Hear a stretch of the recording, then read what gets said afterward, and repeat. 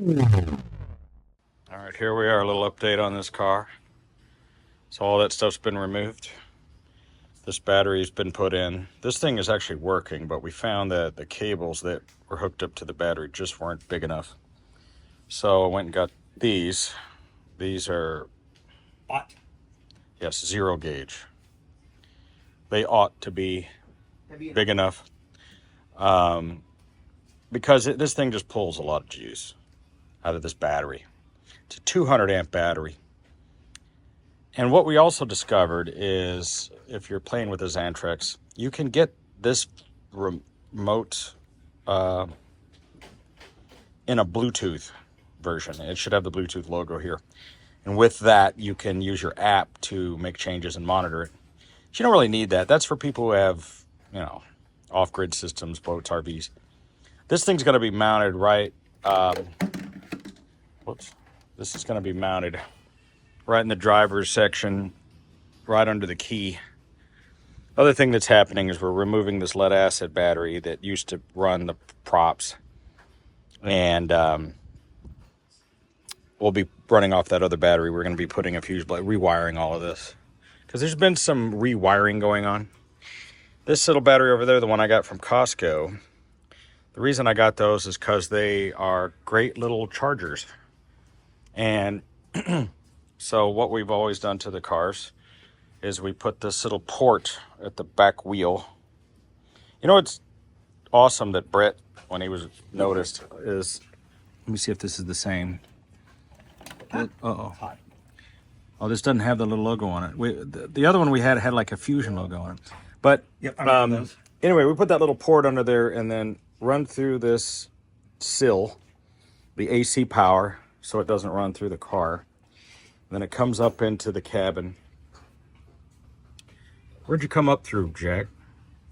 Under the spare down there? No, over the front. See the black wire coming through the little grommet? Oh, I see, right there. It was so covert, I couldn't see it. Clean. So, yeah. Installs. And then it also tees off.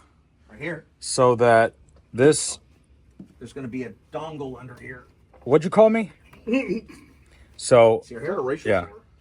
So that plugs in. And then... So it's still user serviceable. This the Videobob spec red and black charger will charge the car battery. So you actually have 2 chargers in the car.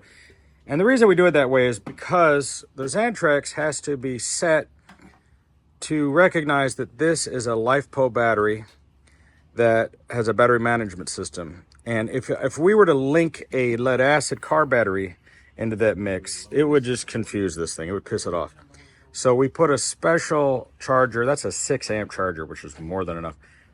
And it just float charges the car so that whenever you bring it home, you plug it in, or if you're doing a gig, you plug it in and it's charging both the car battery and the LiPo battery. But here's the really cool thing is that another reason we use this system is because it is an automatic AC pass-through. Hang on, let me raise it up. So whenever you plug the power in, turns off the battery inversion, goes direct to AC to power the fog machine, and becomes a 12-volt power supply. Yeah, I think it's already full. Now supplying, so everything's going to be run from the system. So all the props in the car will be run from that 200 amp battery or that 12-volt power supply. So the theory is that you could in theory plug this thing in and leave it on forever based on using this. This is why we do this.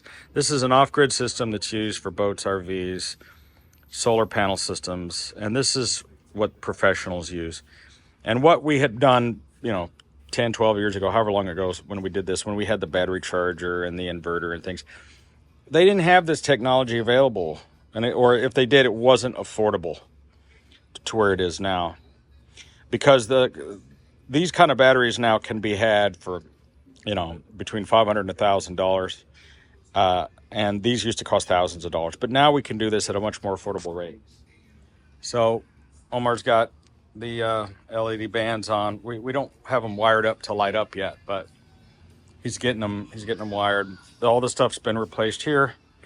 The stuff that used to be here that was trash, it's gone. So These still aren't totally screen accurate, but part of the reason for that we do it the way we do this is the screen accurate versions of these are these hollow. It's like a we don't know exactly what they are. Maybe somebody does, but they're not telling us.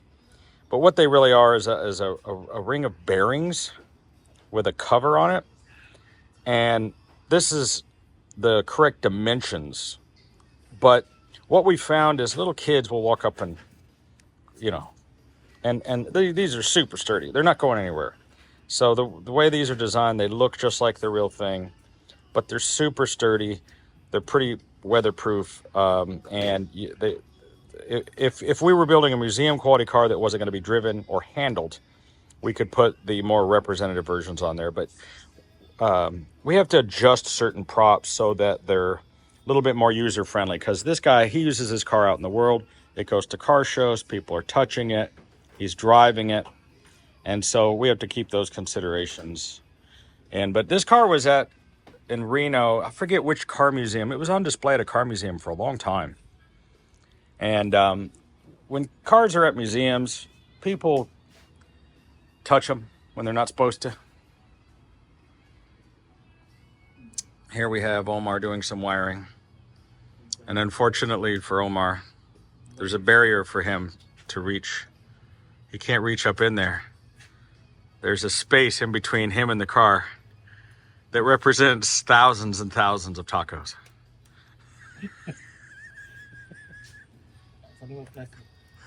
You know what we need is, we need a harness. We need a gantry crane. We need like a beam that runs through here. And then remember in Jurassic Park? Remember in Jurassic Park when they're lifting the cow or the goat, whatever it was, into the, and it's just dangling, and they lower it into the tank for the Tyrannosaurus. We could lower you down over the car so that you can hover and work. Remember in that movie It Takes Two with the Lamborghinis, the Tavares? That's what he needs. He needs that floating boom lift so he can move around and work on the car. That's what he needs. The reason we have this lift is sometimes you need to get under the car. And if Omar needs to get under the car, we need to lift the car. Instead of lift the Omar? Yeah. Luckily, we have 15-foot ceilings. This shit ain't right. Bob, you're an idiot. Carl. Hello. I know Carl since I was a teenager. Yep. I was showing everybody Amon Carter Riverside yesterday. Did you see the back of it? They like totally. Oh, it's bigger, yeah. Yeah. But this is what I was going to show you. Look at this. This is Texas barbecue. They're literally just cooking it out here. Outside here. This is Hard 8 barbecue. Look at these grills they got here. So as you're walking by, they are cooking up the meats. This dude's over here tending to these steaks. Zero fucks given.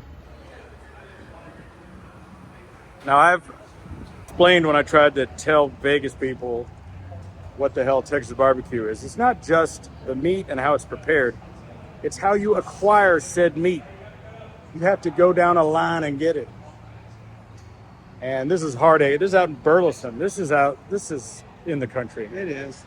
I mean, they've got themselves a few city stores out here now. Yeah, a few, yeah. But no, it's still the country. Oh, you're still out in the country.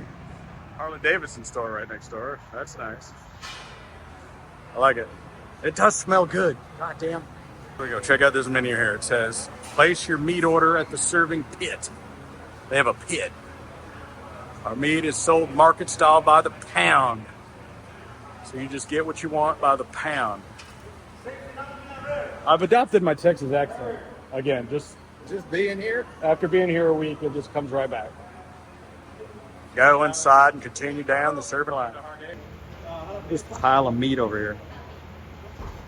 This is how it's done. And they've tried to do barbecue in Vegas, but they can't do it. See what this man's doing over here? See this? Oh my God. I'm gonna want some sausage and some sliced brisket. That's what Daddy wants. And some sweet tea. Have acquired a quarter pound of sausage brisket, a baked potato, and a corn on the cob. And white. Now they're going to dole out some bread.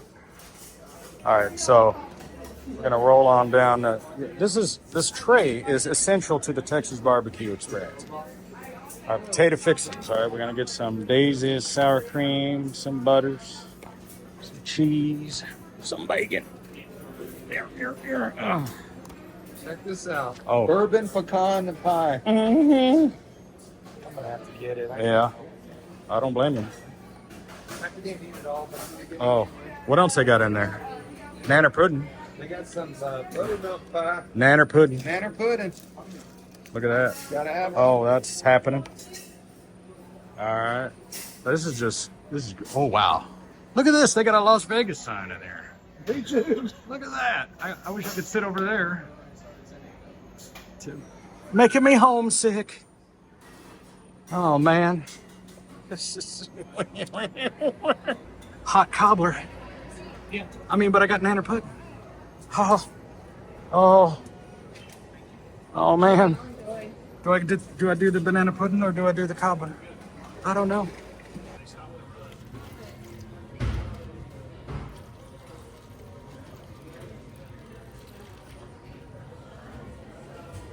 Beans are free with dinner only. Okay, let's review. We got a giant corn on the cob. We've got all this barbecue with some sauce on it now. They don't even give you a plate. They just put it on here. We got some complimentary beans. Before I leave, I'm just going to fill this sweet teacup up full of beans. We got some cobblers.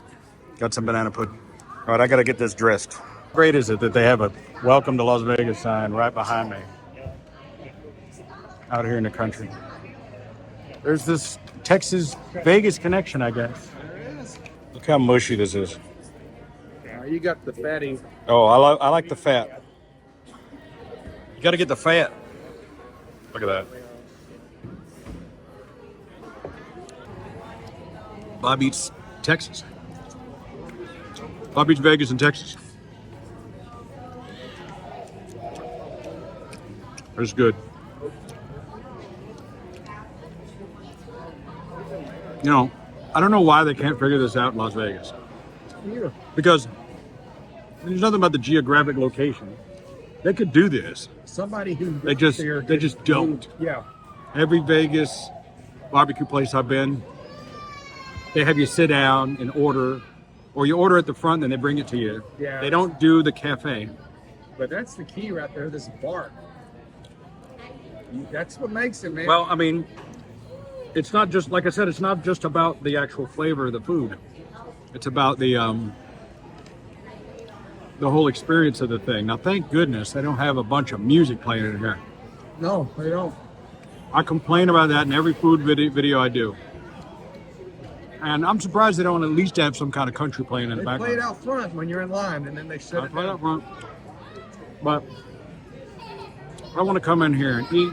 I want to talk to my friend. My friend. No, if I was in Vegas, I'd say friend. Yeah. But I'm in You're Texas, in I'm with my friend. Definitely get my accent back after a week.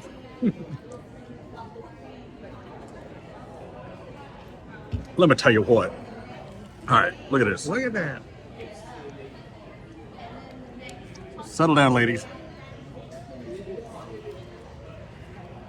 Butter's just pouring off of that.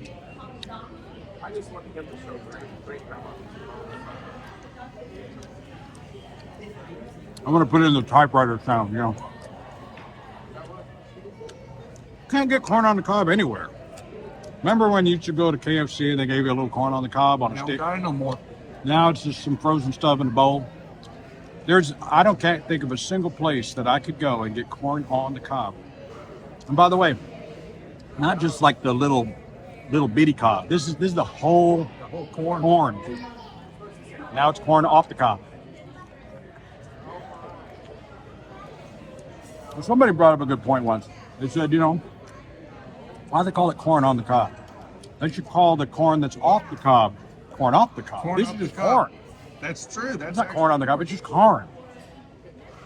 Good point. You don't need to add any. It's just corn. Corn off the cob should be the name of the other thing. Never thought of that. Oh man, that was awesome. I was so busy eating and talking to Carl, I forgot to record more, but I think you got the point. That was damn good. Now, I've heard that their steaks are off the chain. I had steak and ribs last night. I didn't want to have it again. I'm gonna follow Carl over to, we're gonna go to a little venue, see some friends of ours. So, let's go.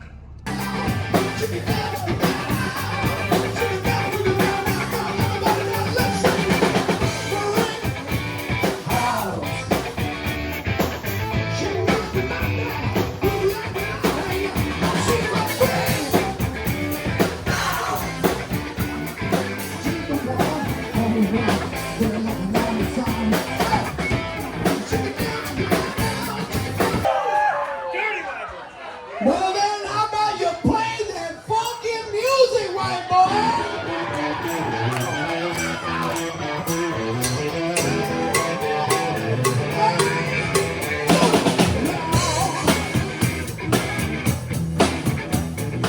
Let me hear you scream one time out there. Everybody make some noise, come on. Yes, I was a fool to sing.